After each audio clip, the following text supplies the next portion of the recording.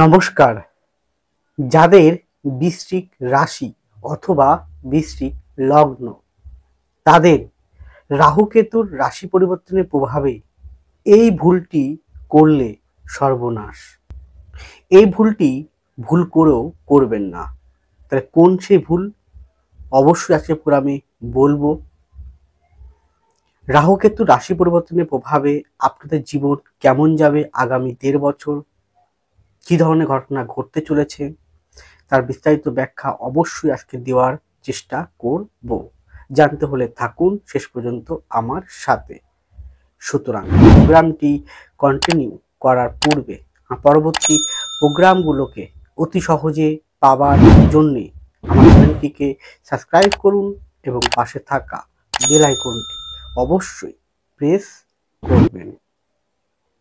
আসুন তাহলে শুরু করা যাক আজকের মূল আলোচ্য পর্বে, যার উপর ভিত্তি করে, যাকে কেন্দ্র করে পুরো 1.5 বছরের রাশিফল থাকবে প্রকাশিত, সেটি হচ্ছে গোচরকালীন ট্রানজিট। আর এটি ব্যক্তিগত কাউকে উদ্দেশ্য করে নয়, সার্বিক এবং ইন জেনারেল আলোকপাত করতে চলেছি। এক নজর দেখে নিন গোচরকালীন ট্রানজিট কেমন থাকবে। রাশি বা লগ্নের অধিপতি মঙ্গল, সে 9ম ভাবে আছে, 7 তারিখে 10ম ভাবে প্রবেশ করবে। রাশি বা লগ্নের চতুর্থে শনির ঘরে 5ম থেকে রাহু প্রবেশ করবে 18ই মে 2025 এবং 1.5 বছর থাকবে। রাশি বা লগ্নের 5মে শনি 2.5 বছর থাকবে। রাশি বা লগ্নের 8ম ভাবে 15 তারিখে দেবগুরু বৃহস্পতি 8ম ভাবে প্রবেশ করবে, 1 বছর থাকবে। রাশি বা লগ্নের 10মে কেতুর অবস্থান থাকবে 1.5 বছর। এই পরিপ্রেক্ষিতে যে ধরনের ঘটনাগুলো ঘটতে চলেছে তার সার্বিক শুধুমাত্র গোচরকে কেন্দ্র করে আলোকপাত করতে চলেছি। প্রথমেই আসুন আপনাদের মন মানসিকতা। দেখুন, আপনাদের ক্লিয়ার করে বলছি, যে বিষয়গুলো ঘটতে চলেছে সেগুলো কিন্তু নিজেরাই নিজের জীবন দর্শন দিয়ে উপলব্ধি করতে পারবেন। আপনারা টাইটেল বা থাম্বনেলে যে কথাটা দেখেছেন সেটার প্রকৃত অর্থ বোঝার চেষ্টা করুন। আমি কি বলতে চাইছি সেটা বোঝার চেষ্টা করুন। কিভাবে আপনার চলতে হবে সেটা বোঝার চেষ্টা করুন। অযথা প্যানিক হবেন না, ভয় পাবেন না। ভালো মন্দ মিশিয়েই কিন্তু মনুষ্য জীবন। যাই হোক, তো রাশি বা লগ্নের 4th হাউস, 4th থেকে আমরা আমাদের মনের অন্তঃস্থল, মনের জায়গা, মাতা, আমাদের প্রাইমারি এডুকেশন, আমাদের ডেভেলপমেন্টের যে ঘরের দ্বাদশ ঘর, এবং এটা আমাদের কি কেন্দ্রভাব, আমাদের অধ্যাবসা, লড়াই, পরাক্রম, আমাদের ইচ্ছা, আমাদের একাগ্রতা, এইগুলোকে নির্দেশ করে, আরো প্রভূত নির্দেশ করে। তাহলে রাহু শনির ঘরে প্রবেশ করার অর্থ হচ্ছে তার যে নেগেটিভ ভাইব্রেশনগুলোকে না সে বাড়িয়ে দেবে। এই পরিপ্রেক্ষিতে এই যে আপনাদের চতুর্থে রাহু, 5মে শনি, এই অবস্থান, এবং মঙ্গল সে 9ম থেকে আবার 4র্থ দৃষ্টি করছে, মানে মঙ্গলের 8ম দৃষ্টি আপনাদের 4র্থ ভাবের উপরে, রাহুর উপরে থাকছে 7 তারিখ পর্যন্ত। তারপরও থাকবে, তারপর মঙ্গল যখন ঢুকে যাবে 10মে, সেখানে ডাইরেক্ট দৃষ্টি 4র্থ ঘরে থাকবে। তাহলে এই পরিপ্রেক্ষিতে আপনাদের ভিতরে খুঁতখুঁতে স্বভাব, কি বললাম, খুঁতখুঁতে স্বভাব ভীষণ পরিমাণে কিন্তু বৃদ্ধি করবে। মানে এক কাজ আপনি হয়তো করছেন, করে আবার মনে হবে না করিনি তো, আবার করি। এক কাজ বারবার করা, খুঁতখুঁতে স্বভাব, একটু সন্দেহবাতিকতার স্বভাব,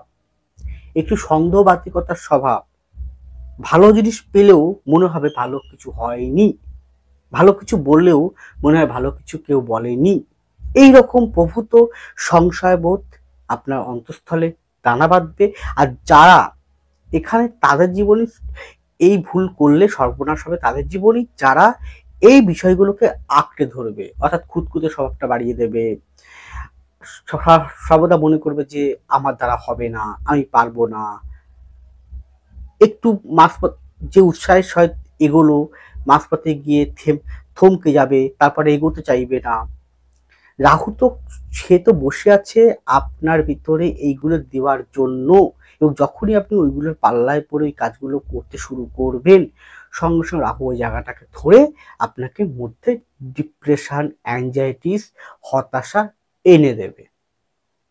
তাহলে আমি এই ভুলটা, কোন ভুলটা? যে খুঁতখুঁতে স্বভাব, খাওয়া এবং কিছু মনের ভিতরে যত রকম প্যাচিং করার মানসিকতা, প্যাচ, জট পাকানো, এইগুলোকে আপনাকে ত্যাগ করতে হবে, নিয়ন্ত্রণ করতে হবে। অযথা অস্থির হলে চলবে না।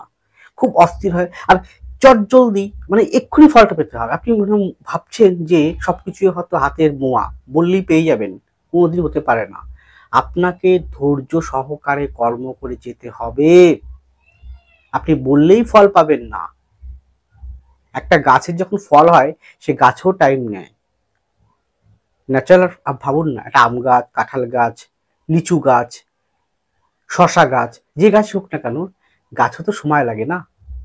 গাছটা বড় হবে, গাছটা ফুলে ফেঁপে উঠবে, ফল হবে, ফলটা কাঁচা হবে, পাকা হবে, সময় লাগে।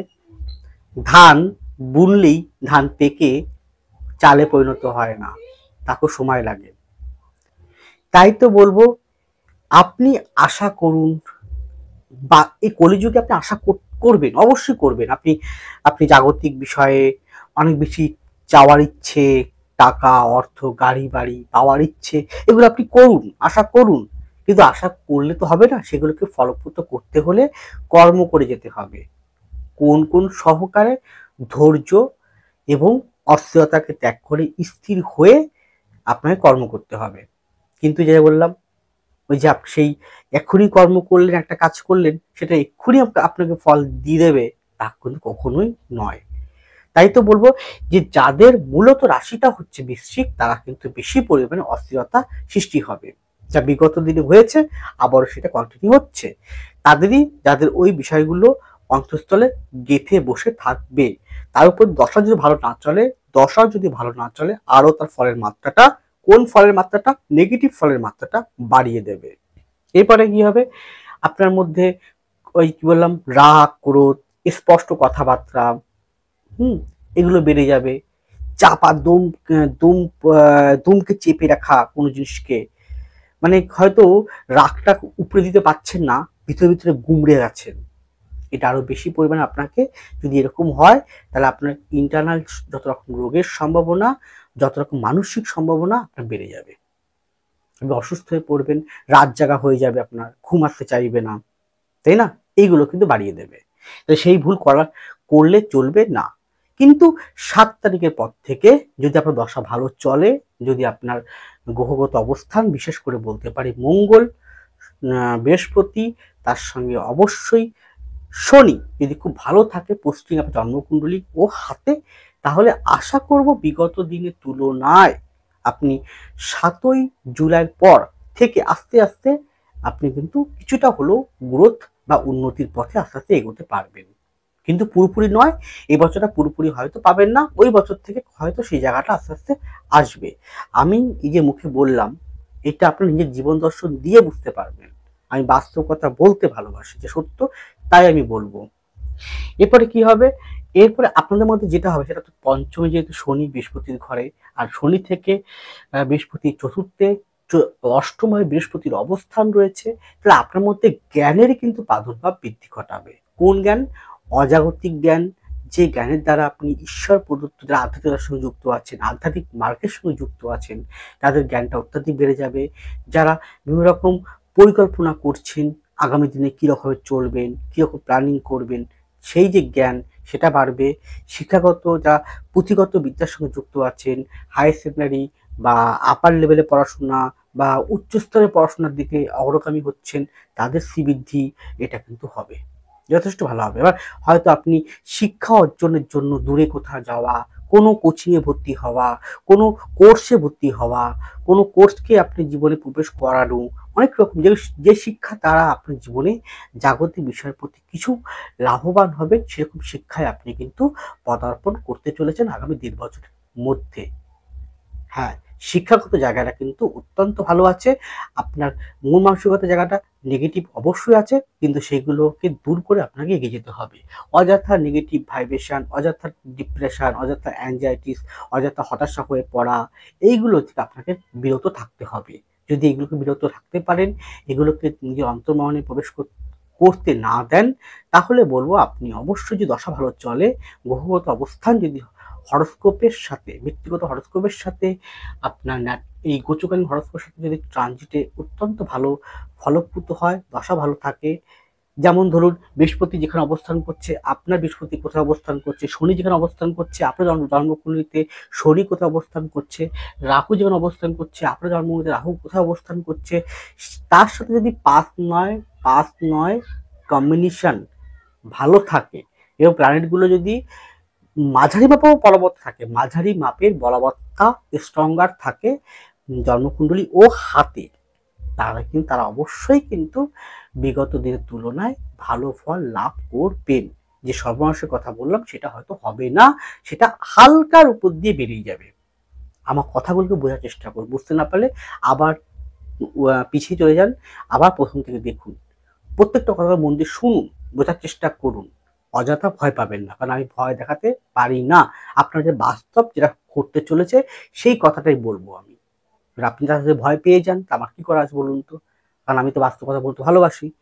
আমি আপনাকে অতিরিক্ত অনেক কিছু হ্যাঁ বললাম যে কালকেই আপনি বিশাল বড় কোটিপতি হয়ে যাবেন, কালকেই আপনি সমস্ত লাইফটাই একদমই রাহুর পরিবর্তন, শনির পরিবর্তন, বৃহস্পতির পরিবর্তন হয়ে যাবে, আর লাইফ চেঞ্জিং হয়ে যাবে একদম পুরো। এরকম বলতে আমি পারবো না।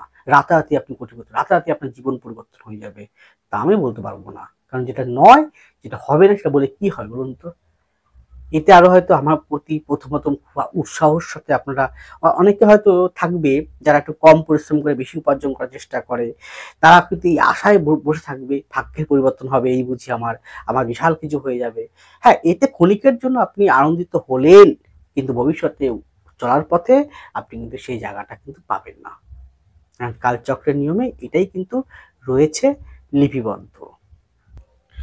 এর পরে আপনাদের শরীর স্বাস্থ্য, সেক্ষেত্রে পেট সংক্রান্ত জায়গা, fatty liver, cholesterol, gallbladder, hernia, তারপরে গ্ল্যান্ড, এই জাতীয় বিষয়, নার্ভের সমস্যা, অর্থোপেডিক আর্থারাইটিস, বুক সংক্রান্ত জায়গা, বুক এই মিডল অ্যাবডোমেন থেকে উপর দিকটা, বুকে কফ জমা, ঠান্ডা শ্লেষ্মা বা বুকে পেইন হওয়া, চোখ সংক্রান্ত জায়গা, কোষ্ঠকাঠিন্য অস্ত্রজাতীয় বিষয়, এই কটা বিষয়ে যদি আপনার দেখছে প্রবলেম হচ্ছে, তা দেরি না করে গো টু ডক্টর।